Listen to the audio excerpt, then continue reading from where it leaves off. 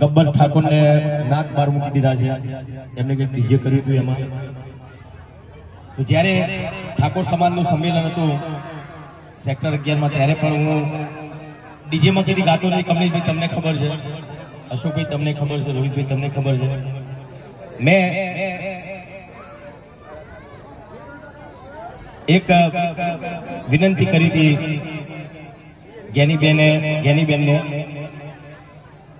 તો જ્ઞાનીબેન એવું કહેતા કે ભાઈ મેં બંધારણ નહીં ઘડ્યું, પણ બોલ્યા તો તમે ને પેલા આગળ તો તમે આવ્યા હતા ને, તમે બોલ્યા હતા ને. તો બધા બનાસકાંઠાના ઠાકોર સમાજના જે આગેવાનોએ બધું બંધારણ કર્યું છે, બરાબર છે, બંધારણ કર્યું. ઘણા બધા એવા ઠાકોર સમાજમાં ઘણા બધા એવા કુરિવાજો હતા, જે બહુ સારું કામ કર્યું છે ઠાકોર સમાજના બધા આગેવાનોએ.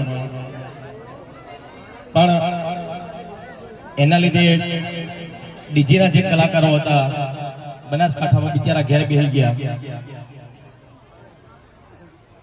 અને જે આગેવાનો બંધારણ કર્યું એ લોકોને ખબર નહીં ડીજે એટલે હું. ખબર છે કમલેશભાઈ? ના ના એવું કહેતા હતા કે ડીજે વગાડશો એટલે બધા ભેગા થશે, નાચશે, કુશે, દારૂ પીશે ને ઝઘડા થશે.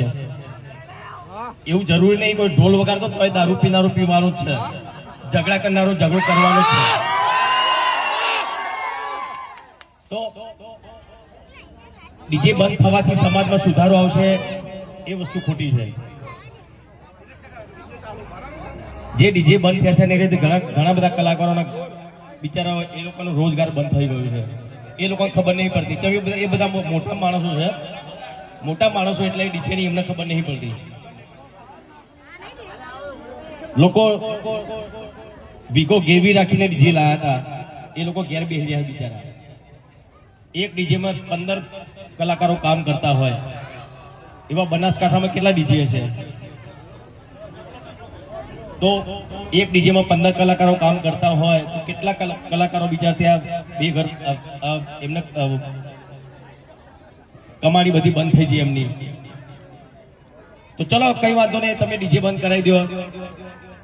પણ જેના લોકોના ડીજે બંધ થયા છે એ લોકો ઘેર બેસી રહ્યા છે, એમનો રોજગાર આપો. તમે ચલો આપો, નોકરી આપો, કઈ ધંધો તમે આપો ને. એમને તો એમના સિવાય કલાકારો બિચારા એક ગાવા કે વગાડવા સિવાય બીજું કોઈ કરી શકવાના નથી.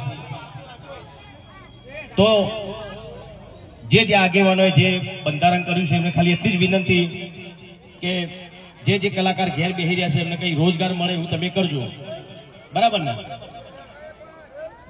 આપણા બાજુ ડીજે બંધ નહીં થવાનું.